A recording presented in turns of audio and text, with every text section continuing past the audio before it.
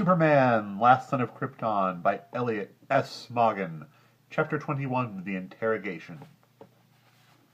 Luthor remembered nothing that had happened since he turned the dial to roll the eighth arm of his Black Widow.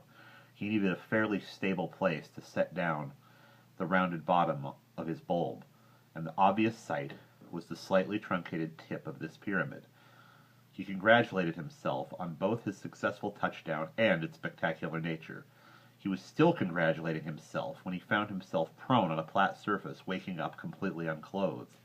The floor was some kind of plastic, or maybe some sort of porous concrete. It was about as hard as the floor of a gymnasium. The room was blue and had 12 equal walls, as well as a 13th about twice as wide as each of the other 12. Each had a disc on it. The one on the 13th wall was larger and blank.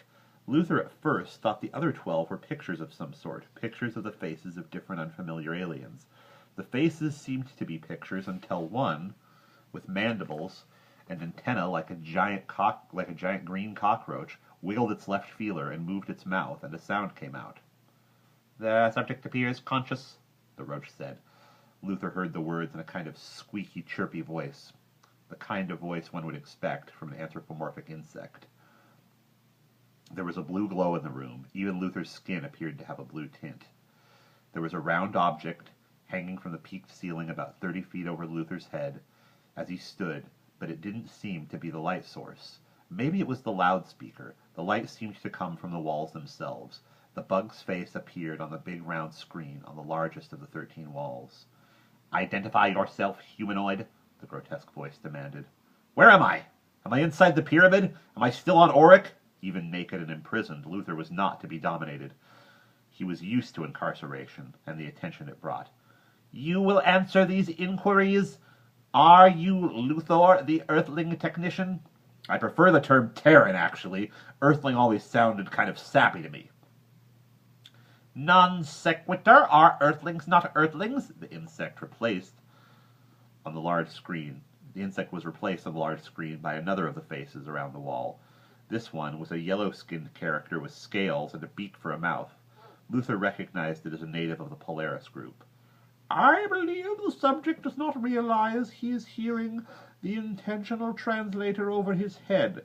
When any of us refers to your racial ancestry, it is translated in your perception into whatever word you expect to hear." "You mean I hear you saying Earthling, but if I wanted to, I could hear you say Terran?" "Non sequitur," the bug thing said again. I know. They sound like the same word to you." Luthor was very pleased. He'd learned something new. "What's my race now, Bug Eyes?" "As I referred to you before, you are a Terran. I am a Bughead," the creature who just addressed you is a vulture face. We will ask any further questions.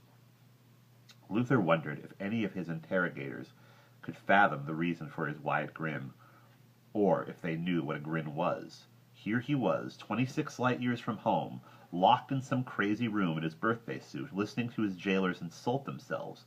He hadn't enjoyed being locked up this much in years. "Please attend, humanoid," the beak-nosed being came back on the main screen. "Are you the Terran scientist Luthor?" Yes, I am, Worm Digger. You must have seen the label inside my prison fatigues, right?" A crystalline creature, like a huge diamond, whose only asymmetric feature was a belt around its apparent waist, came on the screen. "What is the nature of your vehicle?" "My vehicle? Oh, the one you took away from me along with my clothes? Hope you know enough not to send the sails to the laundry with the fatigues." "The cruiser is a highly efficient solar energy absorber. It soaks up power from the stars much in the way a sailboat catches the wind. Only my craft has the capability of storing massive quantities of energy like a battery for use in propelling it through planes of existence where starlight may not be available." There was a pause in the questioning. Presently another questioner came on the screen, a flat-faced, nearly humanoid being with teeth and whiskers like a rat and a nose below its mouth. "How is it the creature from a society as technologically underdeveloped as your own is capable of designing a craft more efficient than those in use on Auric. Technology has nothing to do with it. The principles of solar energy are very simple. The only problem was in coming up with a new way to use them. I chose to merge the idea of a sailboat with the power from the stars rather than from the winds. I am very good at that sort of reasoning, if I may say so. Why did you choose Auric as your destination? Well, it wouldn't prove anything about interstellar navigation if I went to Poughkeepsie, would it? Non sequitur. No sense of humor at all. You remind me of this guy I know who flies around in his underwear. Look, to tell you the truth, I came because of this character, Toby, who turned up on Earth a few days ago. Another pause in the questioning. This time all the screens went blank, and when they lit up again, there was a new questioner on the big wall. Luther had no idea what part of this being was its face, if it had a face. It looked like a cross between a record turntable and an electric boom. How is it that the minstrel inspired your visit to this world? The spinning vacuum cleaner asked the translator. He sang some nonsensical song about the coming of some big honcho who'd rule this arm of the galaxy when certain things happened.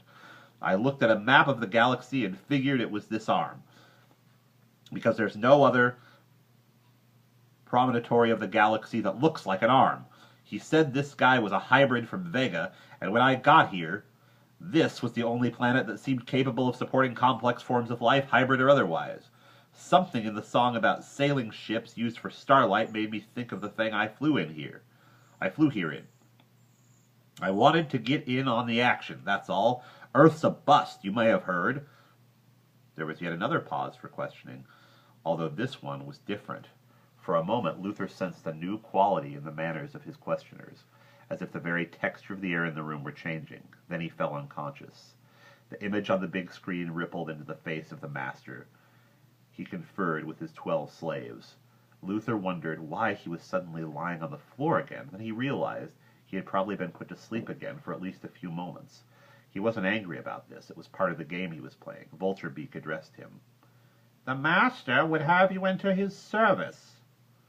He frankly has doubts about your sincerity, which he would like allayed.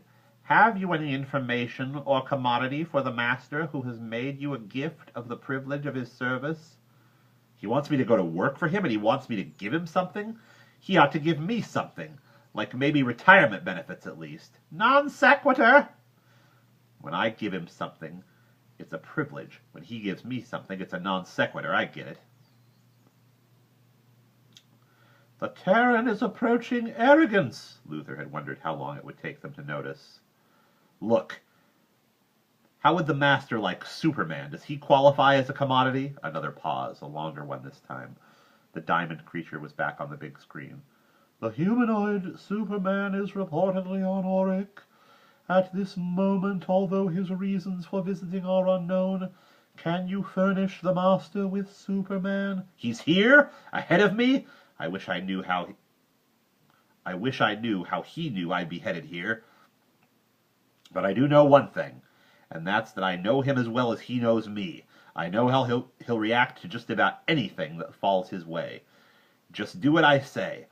I'll need the help of about 4 of you, and freedom to wander about the civilized parts of this planet, of course.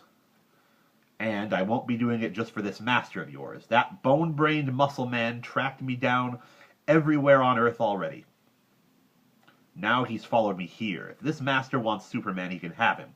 But it'll be my score I'll be evening up.